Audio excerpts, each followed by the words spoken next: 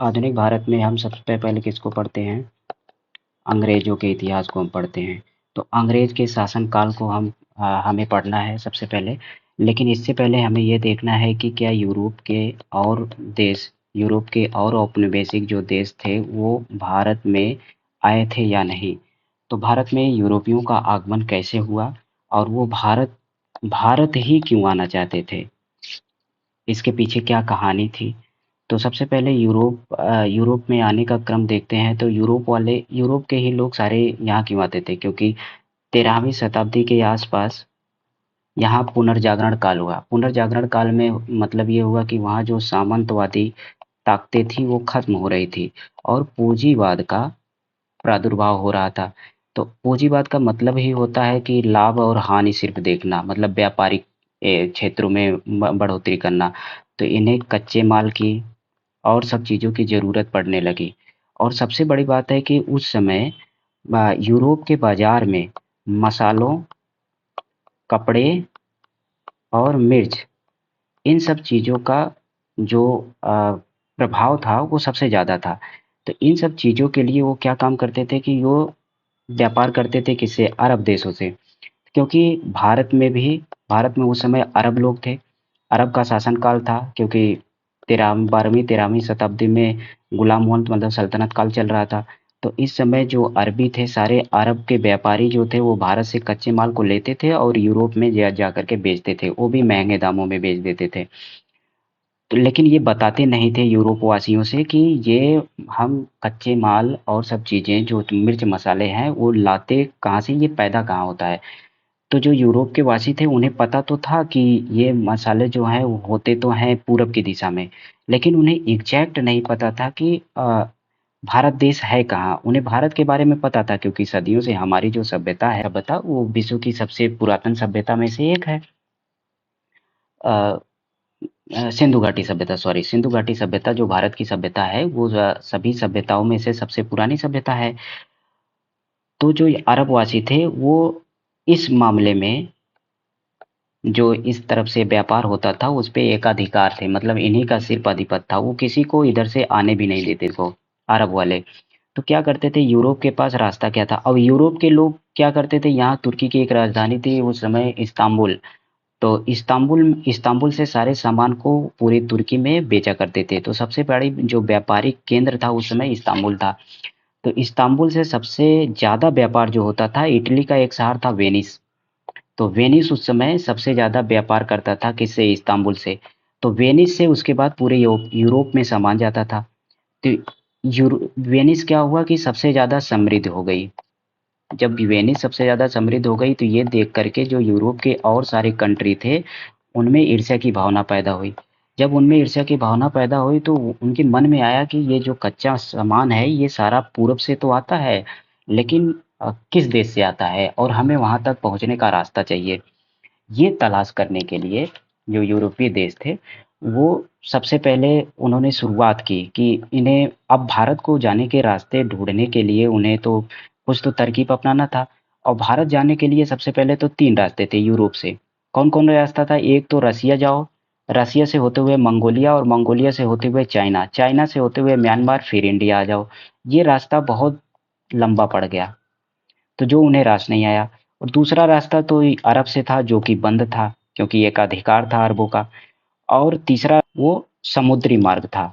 यहाँ पर रुकावट सिर्फ सिर्फ चुनौती समुद्र ही दे सकती थी, बाकी समुद्र में कोई था नहीं। लेकिन इस रास्ते में सबसे बड़ी प्रॉब्लम ये थी कि ये रास्ता किसी को पता नहीं था और पूरे यूरोप वासियों को ये नहीं पता था कि अफ्रीका की ये धरती दक्षिण में कहाँ तक जाती है, यही नहीं पता था सबसे पहले।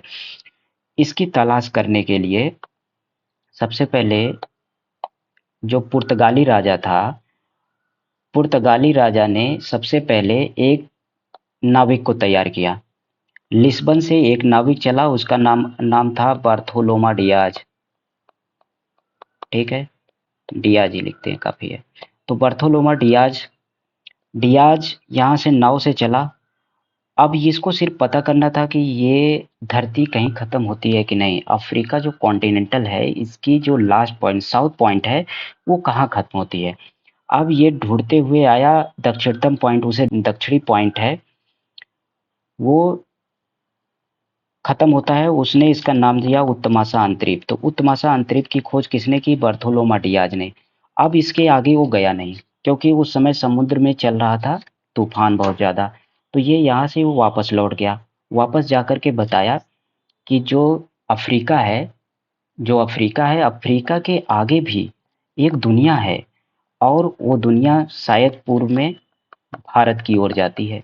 उसे इसके आगे पता नहीं था कि इसके आगे क्या है, लेकिन उसने ये तो बता दिया यूरोपवासियों को कि अफ्रीका का दक्षिणतम पॉइंट तो है, और हम उसके आगे समुद्र के मार्ग से जा सकते हैं।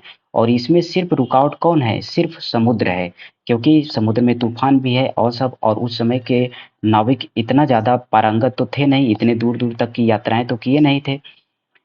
तो इन सब चीज़ों के बीच में एक और नाविक, कोलंबस, फिर लिस्बन से कोलंबस ने निकला। अब वो अटलांटिक जो ये सागर है, ये आंध्र महासागर है, आंध्र महासागर में वो खो गया, और खो करके वो भ्रमित होकर के कहाँ पहुंच गया? अमेरिका। कोलंबस पहुंच गया अमेरिका। उसे लगा कि यही इंडिया है। उसने यहाँ के मूल निवासियों को क्या बोल दिया? Red Indian. तब से यहाँ के मूल निवासियों को कहा जाता है रेड इंडियन। अब इसके 5 साल बाद जो पुर्तगाली राजा था, उसने फिर एक प्लान बनाया ये कि जो जितने नाविक थे, 170 यात्री तैयार किया, 4 जहाज तैयार की, मतलब नाव तैयार किया गया, और लीडरशिप दे दिया किसको? वास्को डिगामा को। अब वास्को डिगामा नाम के एक व्यापारी को, सॉरी, एक नाविक को, उसने 4 जहाज से 170 लोगों को भेजा। अब 170 लोगों को इतना तो पता था कि अफ्रीका का दक्षिणतम पॉइंट उत्तमासा अंतरीप है। अब वो यहाँ तक तो आ गए, इसके आगे फिर उन्हें जाना था। अब इसके आगे वो बढ़े, इसके आगे वो पहुंचे सोमाली, यहाँ पहुंचे मोजाम्बिक, और मोजाम्बिक से होते हुए पहुंच गए वो केन्या। केन्या में देखे कि जो अरबी लोग थे, अरबी उस समय मिस्र और जो पर्सिया पूरा ये क्षेत्र था, इस पूरे क्षेत्र पे सहारा मरुस्थल पर इनका साम्राज्य था। तो अब यहाँ पर भी अरबी लोग इनका विरोध कर दिए, क्योंकि भाई व्यापारी, मुसलमान व्यापारी ये लोग तो लगे नहीं। उसके बाद यहाँ एक इंडियन व्यापारी मिला इन्हें, मुसलमान इंडियन व्यापारी मिला, जो कि इन्हें मार्गदर्शन दिया, और ये पहुंचे कहाँ? केरल के कालीकट तट पर। जब केरल के कालीकट तट पर पहुंचे, तो यही हुआ कि पहला पुर्तगाली भारत पहुंचने वाला कौन था? Vasco da Gama. ये कब पहुंचा? 20 मई। कब पहुंचा? 20 मई 1498 को। ये कहाँ पहुंचा? केरल के तट पर पहुंचा। अब पहला पुर्तगाली तो पहुंच गया वास्को डिगामा। कहाँ पहुंच गया? 1498 में 20 मई को केरल के तट, काली तट पहुंचा। और जिस शिप से पहुंचा, जिस जहाज से पहुंचा, उसका नाम सैन मारिया था। और वहां पर एक हिंदू राजा जमोरिन ने उसका स्वागत किया। और उसके बाद अब यहाँ पे क्या हुआ कि जो वास्को डिगामा गया था, उसके खर्च से वो 60 गुना ज्यादा व्यापार किया, और ये बात पूरे यूरोप में आग की तरह फैली। और सारे व्यापारी क्या हुए? आकर्षित हुए, खींचे चले आए कहाँ? भारत। और इसके बाद जो पुर्तगाली सरकार थी, वह उन्होंने पहला पुर्तगाली वायसराय भेजा, किसको? अल्मेड़ा को। 1505 ईस्वी में अल्मेड़ा को भेजा। और 1509 ईस्वी में सेकंड वायसराय आया, अल्फांसा द अल्बुकर्क। और जब अल्बुकर्क आया, तो उसने यहाँ क्या किया? गोवा को जीता। किससे? 1510 ईस्वी में गोवा को जीत लिया। और ये जीता बीजापुर के शासक था यूसुफ आदिल शाह से उसने गोवा जीत लिया। अब जो सबसे पहला पुर्तगाली, सबको पता चल गया कि सबसे पहला जो यूरोपीय देश आया वो पुर्तगाली था, 1498। फिर सब पूरे यूरोप में हड़कंप मच गई।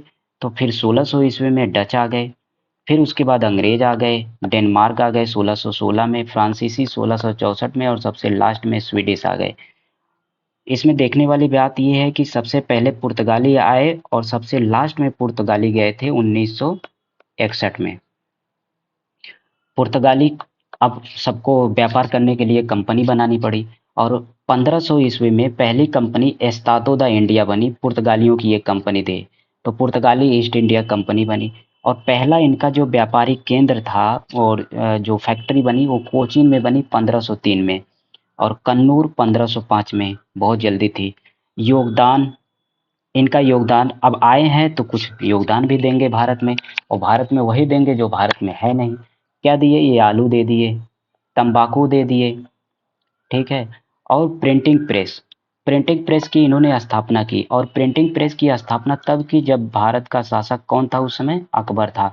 तो अकबर के शासनकाल में प्रिंटिंग प्रेस की स्थापना हुई, और कौन किए? पुर्तगालियों ने किया। और गोथिक कला की स्थापना किया था इन्होंने, गोथिक कला की। और सेकंड नंबर पे डच आए थे भारत, और पहला डच भारत में सुमात्रा के रास्ते पूर्व में आया। अब सुमात्रा के रास्ते यहाँ पर देखिए, सुमात्रा यहाँ पे है इंडोनेशिया में। तो ये आए और ये भारत के पूर्वी घाट पर, जो पूर्वी क्षेत्र है यहाँ पर अपना शासन किए, क्योंकि इस समय पश्चिमी घाट पर शासन किसका था? पश्चिमी घाट पर आधिपत्य, जो व्यापारिक आधिपत्य था, वो पुर्तगालियों का था पश्चिमी घाट पे। और पूर्वी घाट पे तो फिर पूर्वी घाट की इन्हें जगह खाली मिली व्यापार करने के लिए, तो यहाँ पर व्यापार कौन किया? डच। अब इन्होंने पहली फैक्ट्री कहाँ लगाई? मछलीपट्टनम में पहली फैक्ट्री लगा दी, और ये आंध्र प्रदेश में मिल पड़ता है। सेकेंड फैक्ट्री कहाँ पे? पुलिकट में लगाई, सोने की। यहाँ पे इन्होंने सोने के सिक्के को ढाला। अब डच 1700, बहुत ज़्यादा दिन तक इन्होंने व्यापार नहीं कर पाए, क्योंकि प्रतिद्वंदिता बढ़ गई, क्योंकि पुर्तगाली भी आ गए, डेंस भी आ गए, और अंग्रेज भी अब आ रहे हैं। तो जब सारे यूरोपीय देश भारत आ रहे हैं, तो इन सब में प्रतिद्वंदिता, और फिर इनका युद्ध भी चलने लगा, वो बाद में देखा जाएगा। 1759 में बेदरा के युद्ध में अंग्रेज विजयी हो गए और डचों को अंतिम रूप से यहाँ से भगा दिए। तो इसके बाद हम अगली वीडियो में देखेंगे कि पुर्तगाली आए, डच आए, अंग्रेज आए, फिर डेनमार्क आया, फिर फ्रांसीसी आए। तो इन सब में जो प्रतिद्वंदिता हुई है, जो लड़ाई हुई है, हम उनको देखें।